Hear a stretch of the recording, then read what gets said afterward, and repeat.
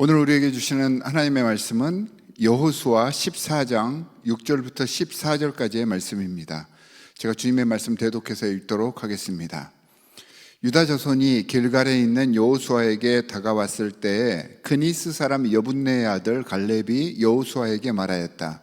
당신은 주님께서 나와 당신에 대하여 가데스 바네아에서 하나님의 사람 모세에게 하신 말씀을 알고 계십니다. 내가 40살이 되었을 때에 주님의 종 모세가 가데스 바네아에서 나를 보내어 그 땅을 정탐하게 하였습니다. 나는 돌아와서 내가 확신하는 바를 그에게 보고하였습니다. 나와 함께 올라갔던 나의 형제들은 백성을 낙심시켰지만 나는 주 나의 하나님을 충성스럽게 따랐습니다. 그래서 모세는 그날 내가 주 나의 하나님께 충성하였으므로 너의 발로 밟은 땅이 영원히 너와 내 자손의 유산이 될 것이다 하고 맹세하였습니다. 이제 보십시오. 주님께서 모세에게 이 일을 말씀하신 때로부터 이스라엘 백성이 광야에서 생활하며 45해를 지내는 동안 주님께서는 약속하신 대로 나를 살아남게 하셨습니다. 보십시오. 이제 나는 85살이 되었습니다. 모세가 나를 정탐꾼으로 보낼 때와 같이 나는 오늘도 여전히 건강하며 그때와 마찬가지로 지금도 힘이 넘쳐서 전쟁하러 나가는 데나 출입하는 데에 아무런 불편이 없습니다. 이제 주님께서 그날 약속하신 이 산간 지방을 나에게 주십시오. 그때 당신이 들은 대로 과연 거기에는 아낙 사람이 있고 그 성읍은 크고 견고합니다. 그러나 주님께서 나와 함께 하시기만 한다면 주님께서 말씀하신 대로 나는 그들을 쫓아낼 수 있습니다. 여호수아가 여분네의 아들 갈렙을 축복하고 헤브론을 유산으로 그에게 주었다. 그래서 헤브론은 그니스 사람 여분네의 아들 갈렙의 유산이 되어 오늘날까지 이른다. 그것은 그가 주 이스라엘의 하나님을 충성스럽게 따랐기 때문이다. 주님의 말씀입니다. 자, 오늘 본문에서는 갈렙이 자신의 분깃을 여호수아에게 요구하는 장면이 소개되고 있습니다. 갈렙은 유다를 대표하는 유다 지파의 리더입니다. 원래 장자 지파는 르우벤 지파였지만 이스라엘 민족에게 있어서 최고의 지파, 그리고 후대에 이스라엘의 정통 왕족의 지파이자 예수 그리스도를 낳을 대표적인 장자 지파로서 하나님께서 영적으로 인정해 주신 지파는 유다 지파입니다. 자, 이런 유다 지파의 대표라고 하면 당연히 우리가 생각하기에는 그는, 이 갈렙이라는 사람은 대단한 능력과 또 유다 지파 내에서도 혈통이나 모든 면에서 좋은 뛰어난 가문의 사람이라고 쉽게 생각할 수가 있습니다. 하지만 갈렙은요, 신분이 좋은 사람이 아니었습니다. 순수 혈통의 유다 지파가 아니었습니다. 자, 오늘 본문에 보니까 갈렙을 소개하는 말에 그니스 사람 여분네의 아들 이렇게 소개가 됩니다. 자, 그니스 사람이라는 것은 출애굽할 때 그 당시에만 해도 이스라엘의 본 족속이 아닙니다. 그러니까 에서의 후예, 에돔 지파죠. 에돔에 소속되어 있는, 그러니까 하나님을 따르지 않는 이방 민족의 자손이었습니다. 출애굽기 12장에 보면 이집트에서 나올 때 다른 여러 민족들이 잡다한 민족들이 이스라엘 백성들과 같이 나왔다라고 소개가 되고 있는데, 이처럼 이스라엘을 따라서 함께 나왔던 여러 이방 민족들 중에 한 사람이 바로 갈렙이었던 것입니다. 이 가문에 해당이 되었었습니다. 그런 그 가문이 광야 생활을 하면서 유다에 편입되게 되는 것이죠. 그래서 가나안 정탐 때 유다를 대표하는 스파이로 파송이 되면서 그때부터 갈렙의 집안이 유다의 중추적인 역할을 하는 인물로 성장을 했던 것 같습니다. 그러니까 갈렙은 혈통적으로 후에 소속된 그러한 유다 지파였던 것이죠. 그렇다면 무엇이 그를 변방의 이민족에서 이스라엘을 대표하는 유다 지파의 대표가 되게 했을까요? 자, 7절과 8절 그의 요구 속에서 그 이유를 언뜻 찾아볼 수가 있습니다. 그럼 8절에서 나는 주 나의 하나님을 충성스럽게 따랐습니다 라고 스스로가 고백을 합니다. 그러니까 자기 스스로는 하나님께 사로잡힌 바입니다. 이걸 모든 사람들 앞에서 당당하게 이야기를 했던 것이죠. 그렇기 때문에 그가 가나안 땅에서 본 것들에 대해서 다른 스파이들은, 정탐꾼들은 자신들의 생각, 인간의 생각을 이야기했지만 그는 여호수아와 함께 하나님의 시각으로 확신을 가지고 모세에게 자신의 비전과 하나님의 계획을 이야기할 수 있었던 것입니다. 하나님께서 함께 하심을 깨닫고 나니 세상을 바라보는 시각과 관점이 달라진 사람이 바로 갈렙이었던 것입니다. 외적인 모습만으로 보면 오히려 여호수아와 갈렙의 보고보다는 다른 10명, 12명의 정탐꾼들이 선출돼서 나갔었잖아요. 그 중에서 인간적인 생각으로 보면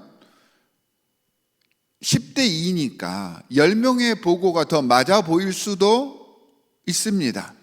실제로 가나안 땅 그곳에는 그들이 보고했던 것처럼 진짜 거인족들도 살고 있었고 산간 지역에 건립된 성읍들은 초롱성처럼 그렇게 대단해 보였을 것입니다. 하지만 갈렙은요, 그런 외적인 것만 보지 않고 여호와 하나님의 말씀을 부여잡고 하나님의 시선으로 이 모든 것들을 바라보고 그 속에 담겨져 있는 하나님의 계획을 확신했던 것입니다. 세상 그 어떤 것보다 주님의 약속을 믿었고요, 그 약속에 의거해서 하나님의 말씀대로 세상을 판단할 수 있었던 사람이 갈렙이었습니다. 이 갈렙의 믿음과 신앙이 그를 승리하게 했던 것입니다. 물론 우리는 그 믿음과 신앙 자체도 갈렙의 의지이기보다는 하나님의 은혜다라고 우리 기독교에서는 이야기를 합니다. 이런 관점이 우리 기독교의 영성이기도 하고요. 중요한 것은 복의 시작점이 인간의 노력이나 의지가 아니라는 것이죠. 모든 것들은 하나님의 계획하에 있고 하나님으로부터 나온 것임을 잊지 말자는 것입니다.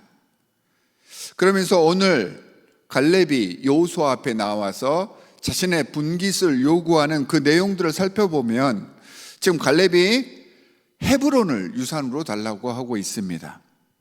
일반적으로는요, 자신이 속한 공동체에 공로가 있는 리더라면 자신의 분깃을 요구할 때 아주 풍성하고 좋은 것들을 요청할 법합니다.